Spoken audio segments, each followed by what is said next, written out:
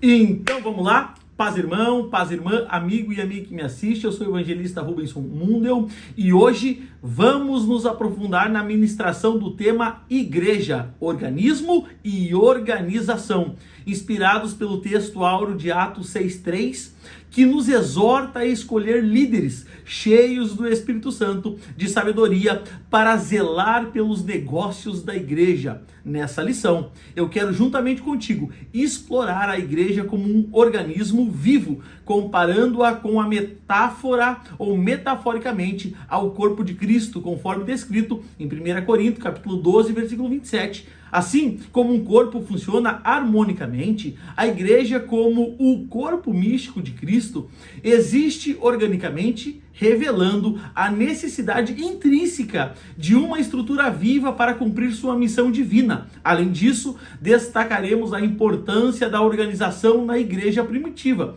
ressaltando que, embora sua forma fosse simples, a liderança centralizada dos apóstolos, a administração e a instituição de líderes locais e as reuniões conciliares eram evidências de uma igreja organizada. Enfatizaremos também a diferença crucial entre uma igreja organizada e uma institucionalizada, salientando que a organização saudável é vital para o movimento e crescimento da igreja, enquanto o institucionalismo pode resultar em rigidez e declínio espiritual. No segundo tópico, quero mergulhar junto contigo no aspecto local e litúrgico da igreja, ressaltando que, no contexto do Novo Testamento, a igreja era uma comunidade organizada, atendendo não apenas suas necessidades espirituais, mas também as demandas sociais. Destacaremos a importância da liturgia e dos rituais como expressões organizadas da fé, mantendo a decência e a ordem no culto e praticando ritos como o batismo em águas e a ceia do Senhor. No último tópico, exploraremos os diferentes sistemas de governos adotados na tradição cristã, incluindo o episcopal, o presbiteral e o congregacional. Ao analisar o sistema de governo de nossa igreja, identificaremos a peculiaridade de um modelo híbrido que incorpora elementos do episcopal e do congregacional, evidenciando a flexibilidade e a adaptabilidade da igreja ao longo do tempo. Que essa lição nos conduza a uma compreensão mais ampla, profunda da natureza da igreja como organismo vivo e organização divinamente ordenada. Que o Espírito Santo, meu irmão, nos guie e nos capacite a desempenhar os nossos papéis no corpo de Cristo, de maneira que glorifique o nome do Senhor Jesus. Glória a Deus.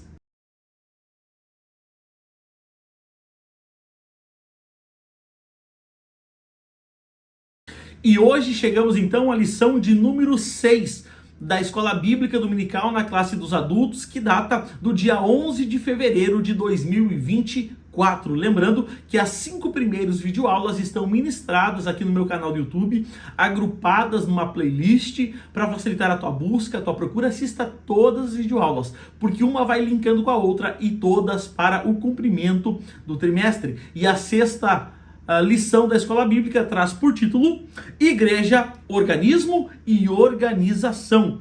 O texto áureo está em Atos 6:3, que diz: Escolhei, pois, irmãos, dentre vós, 7 varões de boa reputação, cheios do Espírito Santo e de sabedoria, aos quais constituamos sobre este importante negócio.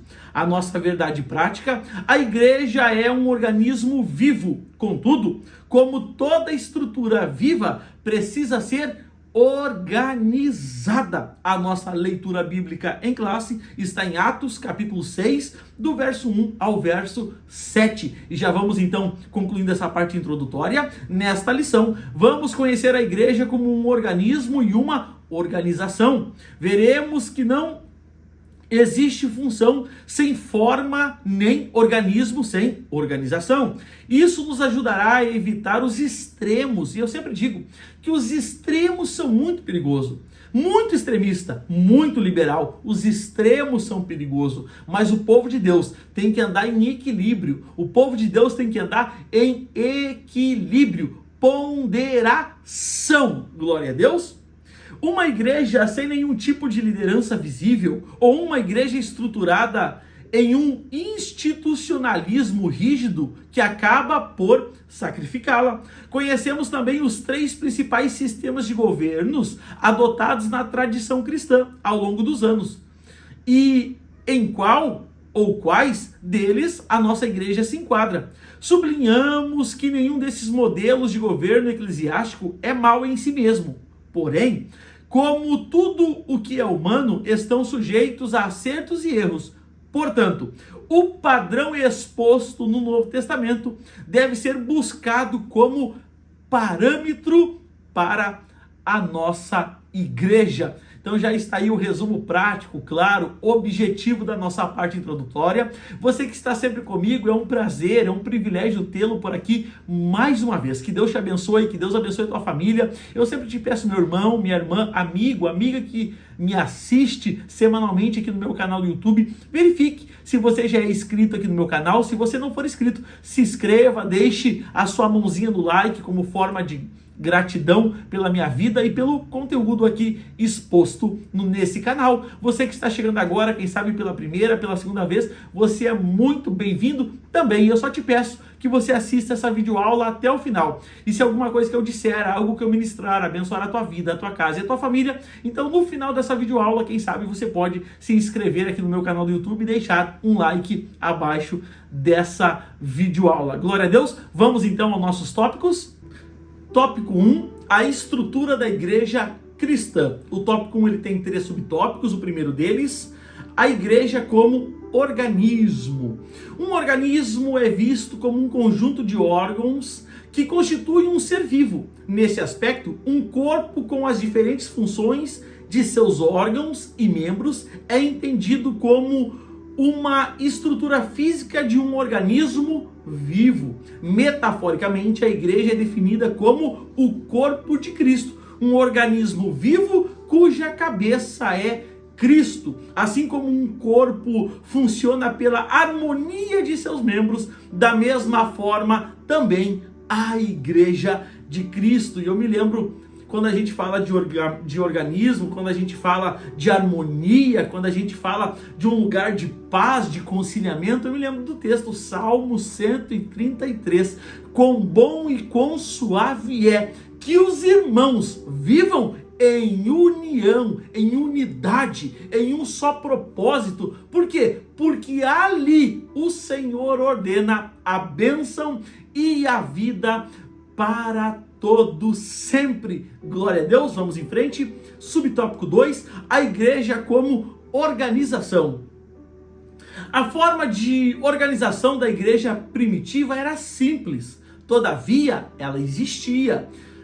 Por exemplo, a igreja seguia a liderança centralizada dos apóstolos. Dessa forma, os apóstolos doutrinavam a igreja, cuidavam da parte administrativa, instituíam lideranças locais e reuniam-se em concílios. Um texto importante, Atos capítulo 6, versículo 4, vai dizer: nós, porém, nos consagraremos à oração e ao ministério da palavra. Então a gente vê aqui os apóstolos falando e dizendo que eles, apóstolos, se consagrariam à oração e ao ministério da palavra para conseguir dirigir a igreja, direcionar a igreja, ministrar sobre a igreja e ensinar a igreja. E esse versículo também destaca a organização da igreja primitiva, onde os apóstolos reconheceram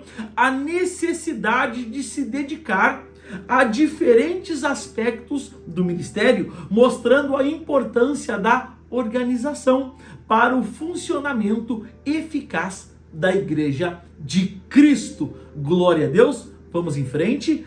Subtópico 3, organismo e organização. Vimos que a igreja, como corpo de Cristo, é um organismo vivo e uma organização. Ela existe como organismo e como organização. Nesse aspecto, podemos dizer que não há organismo sem organização. Todo organismo precisa de organização, mesmo os mais simples. Entretanto, de acordo com a Bíblia, encontramos a igreja como forma de organismo e organização. O texto importante para concluirmos o tópico 1, 1 Coríntios 12, 27 diz: ora, vós sois o corpo de Cristo e individualmente os seus membros, ou os membros desse corpo. Esse versículo reforça a ideia de que a igreja é o corpo de Cristo. Destacamos também a importância da organização. Cada membro contribui para a saúde e a vitalidade do corpo, e assim é na igreja. Cada irmão tem um dom, cada irmão tem um talento, cada irmão tem um ministério, e isso contribui para o crescimento, para o avanço da obra de Deus, para a proclamação do Evangelho de Cristo. E a igreja, então, a gente entendeu que ela é tanto um organismo, mas também ela precisa de organização.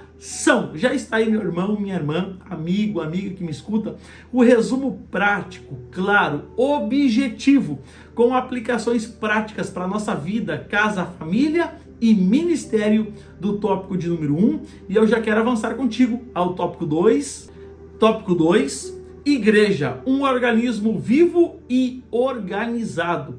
O tópico 2 ele tem 2 subtópicos. O primeiro deles, no seu aspecto local. No contexto do Novo Testamento, a igreja existe localmente como comunidade organizada. Dessa forma, havia a igreja que estava em Roma, em Corinto e também em Éfeso. Como um organismo vivo, a igreja do Novo Testamento era organizada. Por exemplo, ela se reunia em Atos 2:42, ela orava em Atos 12:12. Contudo, enxergava as demandas sociais que precisavam ser atendidas, Atos 4:35. Instituía diáconos, Atos 6:2. Elegeu liderança, Atos 14:23. E enviou seus primeiros missionários, Atos 13, capítulo 1 em diante. Todos esses fatos mostram um organismo vivo agindo de forma organizada. Um texto importante, Atos capítulo 2, versículo 42, que diz: e tendo-lhes por votação eleito anciões em cada igreja, orando com jejuns, os encomendaram ao Senhor, em quem haviam crido. Que texto lindo! Que texto maravilhoso! E esse versículo destaca a prática e a organização da igreja local primitiva, enfatizando a importância da perseverança na doutrina da comunhão, na ceia do Senhor e nas orações, indicando uma organização que regula as atividades da comunidade. E como é bom quando a gente tem homens e mulheres de Deus capacitados por Deus a desempenhar um papel fundamental na igreja, que é a de organização. Cada coisa no seu lugar, cada irmão no seu lugarzinho, e a engrenagem da obra de Deus anda, flui, avança, conquista, o reino é pregado, as almas são salvas, a igreja avança e o céu se enche. Por quê? Porque há organização. Glória a Deus. Vamos ao subtópico 2, no aspecto litúrgico e ritual. Toda igreja organizada possui sua liturgia e rituais. A organização, portanto, é necessária para uma igreja viva, uma igreja organizada. Por exemplo, mantém a decência e a ordem no culto, estabelece costumes que devem ser observados. E quando eu falo de costumes, de ordem, de decência no culto, eu me lembro do texto que diz: guarda o teu pé quando entrares na casa do Senhor teu Deus. Por quê? Porque santidade ainda convém a tua casa. Bendito seja o nome do Senhor.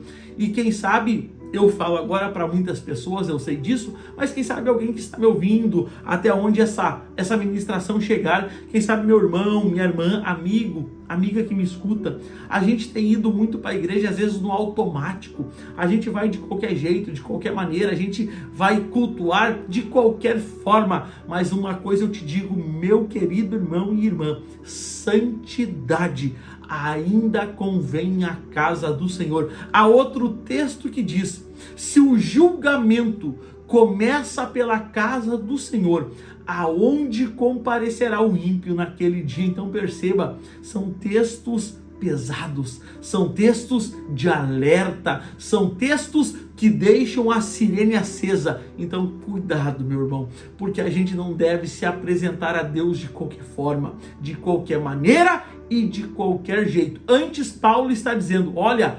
apresentai os vossos corpos como sacrifício vivo e agradável a Deus, que é o vosso culto racional. Glória a Deus. Então já está aí, meu irmão, o resumo prático, claro, objetivo, com aplicações práticas para a nossa vida, para a nossa casa, para a nossa família e para o nosso ministério do tópico 2. E eu já quero avançar contigo ao tópico 3. Tópico 3, o governo da igreja nas diferentes tradições cristãs. O tópico 3 tem 4 subtópicos, o primeiro deles, episcopal. Essa palavra traduz o grego episcopos e aparece algumas vezes no Novo Testamento. No contexto atual, o episcopalismo defende que Cristo confiou o governo da igreja a uma categoria de oficiais denominados de bispos ou supervisores. Com o tempo, esse sistema passou a defender a primazia de um bispo sobre o outro e terminou culminando no papado romano. Esse modelo é seguido pelo catolicismo e por algumas denominações protestantes e pentecostais. E eu abro um parênteses aqui para dizer que cordialmente nós rejeitamos esse sistema. Como pastor assembleiano e ministro do Evangelho da Assembleia de Deus, eu preciso dizer que nós valorizamos a autonomia local, permitindo ao Espírito Santo orientar a igreja diretamente. Entendemos a liderança descentralizada como vital para a liderança espiritual e a experiência do Espírito Santo. Embora respeitamos outras tradições, acreditamos que nossa abordagem fortalece a comunhão direta com Deus e a flexibilidade para seguir a orientação imediata do Espírito Santo de Deus. Vamos ao subtópico 2. Presbiteral. O ofício de presbítero é encontrado no Novo Testamento. Contudo, no atual sistema presbiteral, a igreja elege os presbíteros para um conselho. Dessa forma, o conselho possui autoridade para conduzir a igreja local. Há um supremo concílio ou assembleia geral que exerce autoridade sobre as igrejas de uma determinada região ou país. É o sistema seguido pelas igrejas reformadas e algumas das igrejas pentecostais na América do Norte. Então esse é o segundo sistema. Subtópico 3, congregacional. A prática de eleger os dirigentes da igreja local no contexto do Novo Testamento é vista em Atos 14, 23. Nesse atual sistema, o pastor é eleito pela Assembleia Geral da igreja local. Assim, as igrejas locais são autônomas nas suas tomadas de decisões, não estando sujeito a nenhuma interferência que venha de fora. É o modelo seguido pelos batistas, os nossos irmãos batistas. Vamos ao subtópico 4, o sistema de governo da nossa igreja. No contexto norte-americano, as Assembleias de Deus se aproximam mais do modelo de governo presbiteral. Por outro lado, no contexto brasileiro, nossa igreja reúne elementos do sistema episcopal e congregacional. É, portanto, um modelo híbrido. Isso porque até o início dos anos 1930, a Assembleia de Deus, por haver sido fundada por batistas, seguia o modelo congregacional. Contudo, esse sistema de governo sofreu modificações a partir da criação da Convenção Geral de 1930, quando elementos do modelo episcopal foram somados à sua estrutura de governo. Assim, no atual modelo de governo, em sua grande maioria, embora mantenha certa autonomia administrativa em relação às convenções gerais e estaduais a quem são filiadas, as igrejas possuem um modelo de liderança regional, local e centralizado. Por exemplo, a autoridade de estabelecer lideranças pastorais nas igrejas locais pertence à convenção estadual. Em alguns casos, essa função cabe à igreja sede, que preside sobre um conjunto de congregações locais e afiliadas. Então esse é o modelo híbrido que se aproxima por demais do modelo que a gente tem hoje dentro de todo o Brasil, quando a gente está falando de Assembleias de Deus. Então está aí, meu irmão, esse tópico, essa lição de número 6 é uma lição de introdução a esse sistema. Então a gente não tem tantas aplicações para fazer como sempre faço, mas uma lição linda que traz muito a acrescentar na nossa vida, no nosso entendimento de igreja, de organismo, de organização, de liderança local, liderança pelos pastores, pela igreja, por quem ela é presidida, por quem ela é filiada. Então, uma lição ótima. E aqui está então o resumo prático, claro, objetivo da lição de número 6. Conclusão: nesta lição, fizemos uma análise da igreja como organismo e organização. O que ficou claro é que as escrituras destacam a igreja como organismo vivo e organizado. Nesse aspecto, juntamente com os presbíteros e diáconos, o colégio apostólico dava corpo e forma ao ministério local da igreja neotestamentária. Embora essa igreja possuísse uma estrutura organizacional muito simples, contudo, ela ainda existia. Por outro lado, embora não haja nenhuma norma específica de como deve ser o governo da igreja no Novo Testamento, ao longo dos anos os cristãos têm procurado se inspirar no texto bíblico para regulamentar seus ministros e ministérios. Já está aí, meu irmão, minha irmã, o resumo prático, claro, objetivo, com aplicações práticas para a nossa vida, para a nossa casa, para a nossa família e ministério da lição de número 6. E agora sim, se tudo isso foi bênção para a tua vida, para a tua casa, para a tua família, para o teu ministério, se inscreva aqui no meu canal do YouTube, deixe a sua mãozinha no like abaixo dessa videoaula. E o desejo da minha alma é que Deus abençoe a tua vida, é que Deus abençoe a tua família, é que Deus abençoe a obra das tuas mãos e que aonde você botar o pé, Deus te dê por herança. Até a próxima videoaula, graça e paz.